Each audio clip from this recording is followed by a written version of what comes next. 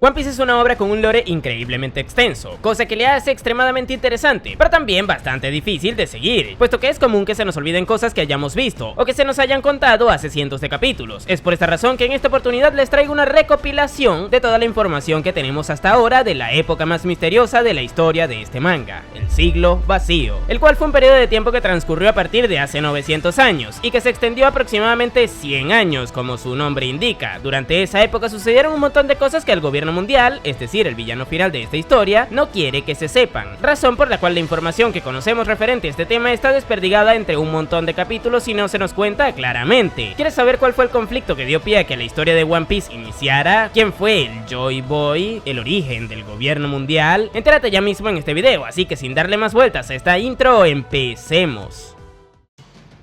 Como ya mencioné en la intro, podría decirse que la historia de One Piece empezó a construirse a partir de este periodo de tiempo. No obstante, esto no implica que el Siglo Vacío haya sido el inicio de todo, ya que existen varias cosas que preceden a este periodo de tiempo, siendo una de ellas Nika, por poner un ejemplo, que es conocido como el dios del sol y que es adorado en un par de lugares mucho más longevos que esta etapa de la historia. De hecho, hablaremos de ellos en este video. Y habiendo dicho esto, entonces, ¿por qué se define al Siglo Vacío como el inicio de todo? Esto se debe a que durante esa época se desarrolló un conflicto entre dos bandos que dejó como resultado la creación del gobierno mundial, el cual a día de hoy podría decirse que es el responsable directo o indirecto de la grandísima mayoría de los problemas que existen en esta historia. Vamos, que si hay una gran era de la piratería es en parte porque mucha gente no congenia con su forma tan injusta de gobernar, pero nos estamos adelantando mucho en la historia. Volvamos a esa gran guerra. Uno de los bandos que participó en ella fue el actualmente conocido como Gran Reino, el cual parece que era una nación sumamente avanzada a nivel tecnológico. Esto lo sabemos gracias a que hace no mucho tiempo el Dr. Vegapunk comentó en un capítulo del arco de Egghead que la mayoría de sus inventos eran réplicas de artefactos o tecnologías que ya habían sido creadas por los habitantes de ese lugar. De hecho, él también comentó que esa civilización era tan avanzada a nivel tecnológico que empleaba una energía, denominada por él mismo como energía ancestral, que podría encontrarse en todos los lugares. Y como dato curioso, actualmente Vegapunk está intentando crear algo con lo que pueda canalizar dicha energía, ya que según él, esto le pondría fin a muchas guerras que se dan hoy día por culpa del desabastecimiento energético. Vamos, que intenta lograr la paz mundial haciendo que todos los reinos tengan acceso a energía gratis. Y sí, sé que esto puede llegar a sonar un poco idealista, ya que realmente nunca faltará el que busque cualquier otra excusa para pelearse, pero todo ese discurso que dio nos sirve para comprender que ese gran reino sí que tenía la capacidad de canalizar dicha energía. Y si a esto le sumamos lo que comentó el profesor Clover antes de ser ejecutado en la tragedia de Ohara, es decir, lo de que esa civilización entró en conflicto con lo que hoy día se conoce como gobierno mundial debido a que tenía un gran poder y sobre todo ciertos ideales, ya nos podremos hacer una idea de las razones por las que ambas partes entraron en conflicto. De hecho, esto que les voy a comentar ahora es una hipótesis tomando como base lo anteriormente comentado. A mi parecer, lo que ocasionó esa gran guerra fue el desbalance económico que hubiera supuesto que esa energía ancestral estuviera al alcance de todo el mundo. Y esto es algo bastante plausible tomando en cuenta que muchas de las guerras vistas en el mundo real han sido ocasionadas por este tipo de problemas económicos, ya que por lo general cuando nos tocan la cartera tenemos bastante facilidad para molestarnos. Pero bueno, que en resumen, hipotéticamente hablando, el Gran Reino, dado sus ideales, querría compartir esa energía con todo el mundo, pero el resto de gobernantes igual no estaban tan de acuerdo, ya que eso sería descentralizar la economía en general, porque si todos eran capaces de usarla para producir beneficios propios, los que antes abastecían esas carencias iban a ver sus poderes políticos y económicos bastante mermados, cosa que obviamente no iban a querer, y esto me lleva a hablar del otro bando, es decir, el que se conoce hoy día como el gobierno mundial, el cual según mi hipótesis se opuso a que dicho avance energético se diera. Pero bueno, ahora si hablamos de hechos que sí que ocurrieron, en un principio este bando no era un ente gubernamental establecido en un lugar determinado como lo es hoy día, sino más bien era una gran alianza entre 20 grandes reinos que decidieron ir en contra del Gran Reino. Entre ellos se encontraban Dressrosa y Arabasta, por ejemplo, pero no nos centraremos tanto en los reinos como tal, sino en las familias que les gobernaban. Por ejemplo, en el caso de Arabasta, estos eran los Nefertari, en el de Dressrosa los Don Quijote, y luego tenemos otras que de momento no sabemos de qué reino provenían, como los Figarland. También están los casos de todas las familias a las que pertenecen los 5 miembros del Gorosei, y la más importante de todas, los Nerona, a la cual pertenece el actual gobernante del mundo, Imu-sama. Esto revelado recientemente por Emporio Ivankov en su reunión con Sabo tras el incidente del último Reverie. Pero bueno, resulta que todos los gobernantes de esos 20 reinos decidieron aliarse para oponerse al Gran Reino, y esto desencadenó una gran guerra que se extendió prácticamente por un siglo. Sí, sé que es un montón de tiempo, sin embargo cabe resaltar que el Gran Reino reino no estaba luchando solo contra la alianza, puesto que se sabe que tenían buenas relaciones con el antiguo país de Wano y con dos reinos más que iremos comentando un poco más adelante. Y ahora que ya tenemos bien desarrollados a los dos bandos participantes y a las posibles razones por las que se pelearon, hablemos un poco del protagonista de este periodo de tiempo, el cual no es otro que el Joy Boy. De momento no sabemos a qué bando estaba afiliado, pero podría intuirse que era al Gran Reino, ya que, debido a la carta de disculpas que le envió en su momento a la reina de la isla Gyojin de esa época por no cumplir su promesa de llevarles a todos a la superficie a través del arca gigante de Noah, podríamos asumir que no logró los objetivos que se propuso, y si no lo hizo igual es porque se encontraba en el bando que acabó perdiendo el conflicto. Dicho esto, creo que es oportuno resaltar que el personaje de Joy Boy no es el mismo que Nika, ya que recordemos, Nika es una especie de leyenda que se vincula al sol que trasciende incluso el siglo vacío, por lo que los orígenes de ambos se sitúan en épocas distintas de la historia. Ah, y por cierto, debido a la relación que había entre el Joy Boy y el reino Ryugu, podría suponerse que los Gyojin y los Tritones también fueron aliados del Gran Reino en el pasado. Pero ahora, volviendo al conflicto, ¿cómo acabó? Según lo dicho por Robin al leer las escrituras de la ciudad de Shandora en Skypiea, todo este conflicto finalizó luego de que ese lugar fuera destruido. Podría decirse que Shandora fue el último lugar aliado con el Gran Reino en caer, y la razón por la cual debemos dar por hecho de que este estaba de su lado es porque en ese lugar se encontraban escritos que narraban lo ocurrido, siendo esto algo que iría en contra de lo que hizo la Gran Alianza luego de ganar la guerra, ya saben, lo de intentar eliminar de la historia la existencia de ese lugar y todo lo relacionado. Pero hey, en aquel entonces los habitantes de Shandora pudieron mantener esos escritos intactos, y con esta civilización sucede algo curioso. Resulta que los antepasados de sus habitantes no son originarios del planeta de One Piece, ya que en la mini historia de Enel se nos mostró como 1100 años antes de la actualidad, es decir, 200 años antes de que iniciara esta guerra, la luna era habitada por otra civilización avanzada capaz de crear pequeños autómatas que funcionaban gracias a la electricidad, pero que debido a la escasez de recursos naturales que había en ese lugar, se vieron en la obligación de descender hacia el planeta de One Piece. Lo curioso es que esas personas tenían las alitas que tienen los habitantes de Skypiea y sus alrededores, por lo que podría decirse que esa raza proviene de la luna, y por lo mismo los Shandians, que también tenían esas alitas, vienen de ahí también. Como dato curioso, esta gente adora, entre muchos otros dioses, al del sol, es decir, a Nika, ya que tenían rituales de sacrificio en donde se le ofrecía la vida de los habitantes a cambio de beneficios generales para la tribu. De momento no se sabe si dicha creencia es más antigua que el siglo vacío, pero tomando en cuenta que vienen desde hace más de 1000 años de la luna y que la otra nación que cree en el dios del sol, Elbaf, también es bastante longeva, podemos intuir que la figura de Nika es más longeva que los acontecimientos de este periodo de tiempo. Ahora, cabe resaltar que 400 años luego de que la Gran Guerra terminara, Shandora fue mandada hacia los cielos producto a la Knock Up Stream. Ya saben, el chorro de agua gigante con el que los Mugiwara también subieron a Skypiea. Es por esta razón que actualmente las ruinas de ese lugar se encuentran en la Isla del Cielo, y no en la superficie siendo parte de la isla de Haya. Pero tengan en cuenta que durante la Gran Guerra del siglo vacío sí que estaban ahí abajo, en ese lugar, y no arriba. Pero bueno, ahora que sabemos que la alianza de los 20 reinos ganó, ¿qué sucedió después? A ciencia cierta no sabemos qué fue lo que ocurrió con el Gran Reino, ya que como se imaginarán, no existe información referente a ellos, o al menos de momento. Sin embargo, lo que sí que conocemos es lo que ocurrió luego con los 20 reinos que fueron en su contra tras haber ganado la guerra. Estos decidieron mantener dicha alianza y conformar al gobierno mundial, y ya sin tener un reino que se opusiera ideológicamente a su forma de pensar, 19 de las 20 familias gobernantes se echaron a la tribu de los Lunaria, ya saben, a los morenitos de cabello blanco y a las negras, del sitio más alto de la Red Line, que era donde anteriormente ellos vivían, y crearon la Tierra Santa de Mary Joyce, lugar en donde se mudaron estas 19 familias, cabe resaltar, dejando así de gobernar los reinos que le pertenecían. Es por esta razón que Doflamingo en su momento decía que a él le correspondía ser el gobernante de Dressrosa, ya que anteriormente dicho reino fue gobernado por sus antepasados. Esto da a entender que el señor de lentes graciosos conoce mucho del tema del siglo vacío. De hecho, tomaremos otro diálogo que comentó en un momento puntual para desarrollar un punto más adelante en el video. Dicho esto, es muy probable que se estén preguntando la razón por la que estas 19 familias decidieron abandonar su posición de gobernantes, y la razón es bastante simple. Eso sucedió porque haciéndolo ascenderían a ser dioses, o bueno, no literalmente, digamos más bien que empezarían a ser tratados como tal por el resto de habitantes de su mundo. ¿Se acuerdan cuando les comenté que el Gran Reino representaba una contraparte ideológica a esta alianza? Pues tomando en cuenta lo que esta última hizo tras ganar la guerra, podríamos afirmar perfectamente que el bando perdedor era el bueno, ya que al instaurarse el gobierno mundial con la sede en Mary Joyce, todos los miembros de esas familias pasarían a ser conocidos con el prefijo de santos por el resto de habitantes del mundo. Ejemplo de ello es que a día de hoy a los Tenryubitos se les llama San seguido de su nombre, y es que sí, los dragones celestiales de hoy día son descendientes de las familias fundadoras del gobierno mundial, los cuales, debido a ser tratados como dioses en la tierra, no tienen ningún problema con hacer lo que les venga en gana. Vamos, que si les provoca llevarse a la fuerza a una persona random, lo pueden hacer, y luego pueden hacer lo que quieran con ella. De hecho, es perfectamente legal que ellos lo hagan, ya que con el resto de habitantes del mundo ellos pueden saltarse cualquier ley. Miren por ejemplo lo que le ocurrió a la madre de Bonnie, que se la llevaron, la obligaron a casarse con un tenryubito y luego experimentaron con su cuerpo, eso sin contar las otras cosas que ellas imaginarán que le hicieron. Dicho esto, ¿cómo funciona Mary Joyce desde adentro? Para explicarlo debemos retomarnos al pasado, justo al momento en donde el gobierno mundial fue creado, y por ende, cuando el castillo de Pangea fue construido, el cual es la estructura más importante de la Tierra Santa. Dentro de ella se creó el Salón del Trono Vacío, el cual tiene un valor simbólico tremendo, ya que en teoría, dicho trono no debería ser ocupado por nadie. Esto porque simboliza la igualdad que hay entre las 19 familias fundadoras, es decir, ninguna debería estar por encima del resto, y todas las que estuvieron de acuerdo con esto clavaron una espada alrededor del mismo, simbolizando así sus votos a favor. Ahora, también cabe resaltar que dentro de la Tierra Santa siguen habiendo clases, ya que de cara a todo el mundo en general existe su máxima autoridad, es decir, el Gorosei, que no es más que un consejo de 5 ancianos que se encargan de tomar las decisiones más importantes del mundo, en teoría, y que provienen de familias distintas de dragones celestiales. Ahora, esta es la teoría, pero a la práctica existe alguien que está por encima de ellos y que realmente es el máximo gobernante de ese mundo, San Imu Nerona. ¿Recuerdan que les comenté hace rato que esa familia iba a ser importante? Pues es precisamente porque quien realmente controla todo desde las sombras es un miembro de ella. Ahora, algo curioso es que este personaje se oculta incluso entre los miembros de su propia clase, ya que recordemos, todas las familias pactaron que no habría una que estuviera por encima de la otra, y que él ocupe el trono vacío atenta en contra de ese convenio. Y ahora, centrándonos en Imu, este personaje proviene también del siglo vacío, ya que en una conversación de la que hablaremos en un ratito se comentó que entre los nombres de las 19 familias fundadoras se encontraba el suyo, pero ¿cómo alguien podría seguir vivo luego de tanto tiempo? Probablemente porque le aplicaron la operación de la juventud eterna de la Ope Ope no Mi. Ahora, Imu nos demostró tener conocimientos claros de un acontecimiento que ocurrió justo cuando se conformó el gobierno mundial. Y antes de continuar, les recuerdo que pueden apoyarme de forma económica a través de los super thanks y haciéndose miembros del canal. Por aquí les estaré dejando a todas las personas que me han apoyado de esta forma, a las cuales les agradezco un montón, ya que ellos mantienen al proyecto de este canal. Vamos, que son una especie de patrocinadores jeques árabes. Dicho esto, continuemos con el video.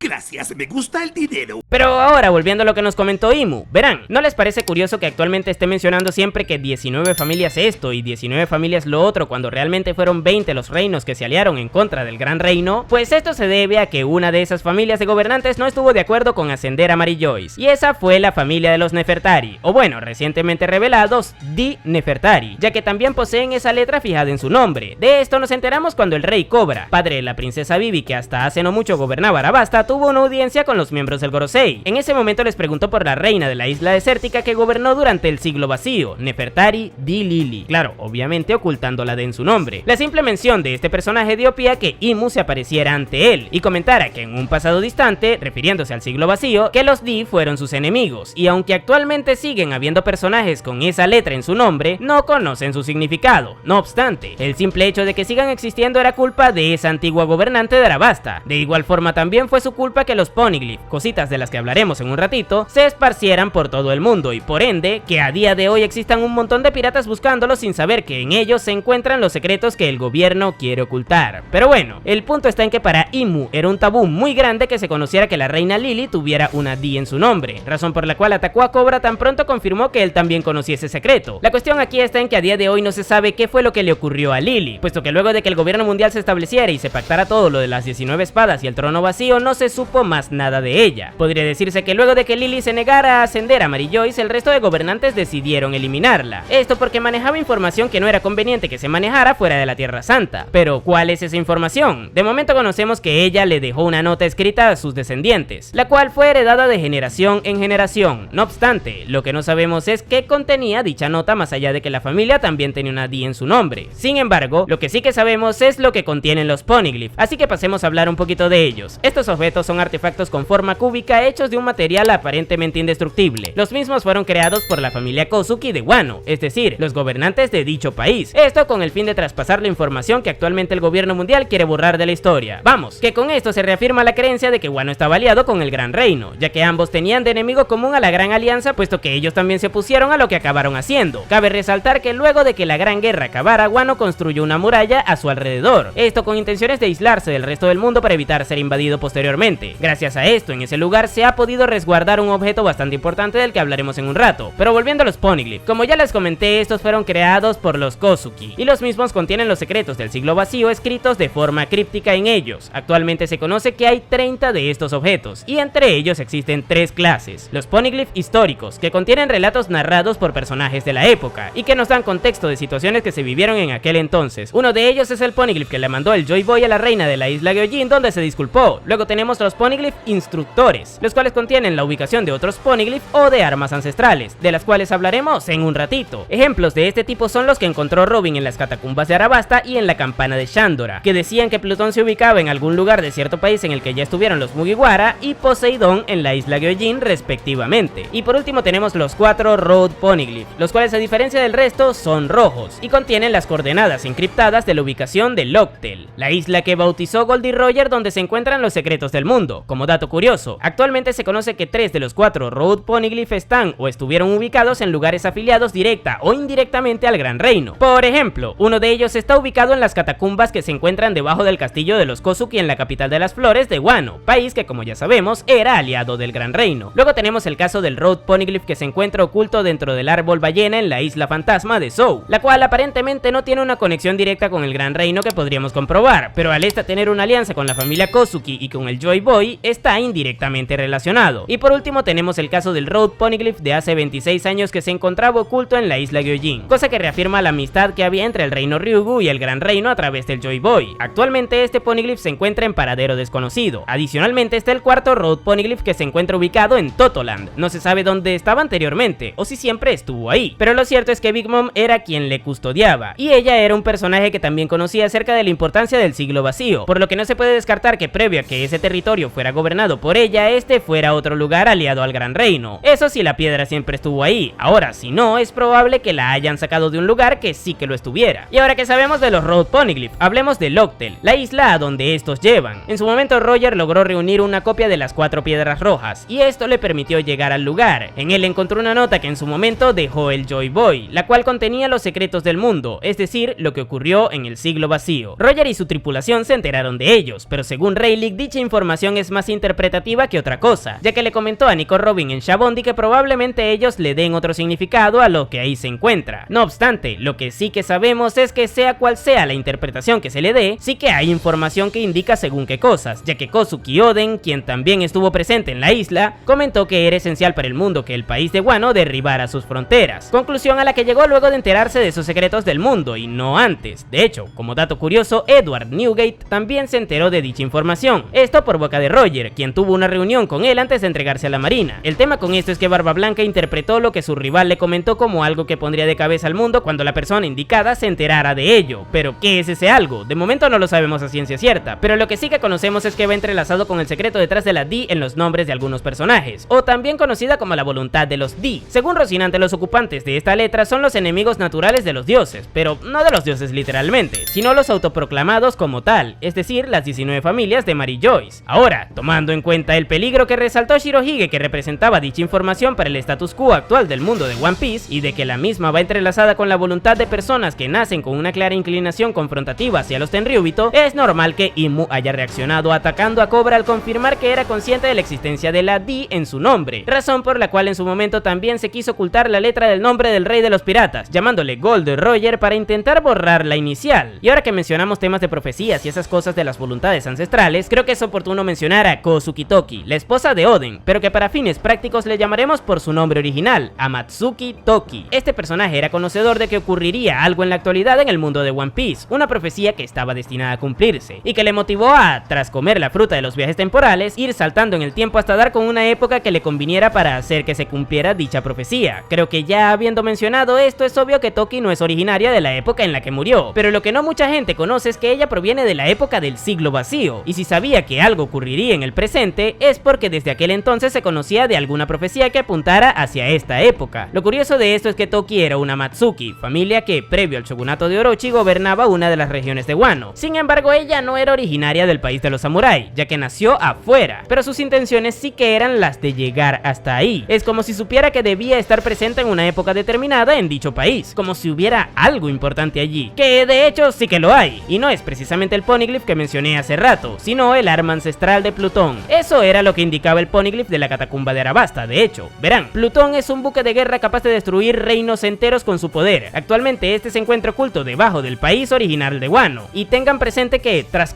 construir las murallas para aislarse, el lugar se inundó, por lo que el Wano del siglo vacío actualmente se encuentra debajo del Wano actual, y debajo de esos dos lugares está escondido Plutón, por lo que para poder sacarlo se debe destruir las murallas que le rodean. Puede que haya sido por esto que Oden dedujo que era necesario para el mundo que esto último ocurriese, ya que esta arma ancestral debería jugar un papel fundamental en el conflicto que se generará cuando la persona indicada llegue a Locktel y ponga de cabeza al mundo, tal cual como lo pronosticó Shirohige. No obstante, Plutón no es la única arma ancestral existente, ya que también tenemos a otras dos, siendo una de ellas Poseidón, que tal como indicó el poneglyph de Shandora, se encuentra ubicado en la isla Gyojin. Sin embargo, a diferencia de su contraparte anteriormente mencionada, esta no es un objeto, sino un personaje, o mejor dicho, es una capacidad que heredan ciertos personajes, la cual consiste en permitirle a su portador comunicarse con los reyes marinos y darles órdenes. Actualmente este poder se encuentra dentro de la princesa Shirahoshi, la cual se hizo amiga de Luffy, quien se presume que heredó esa voluntad del Joy Boy. Lo curioso es que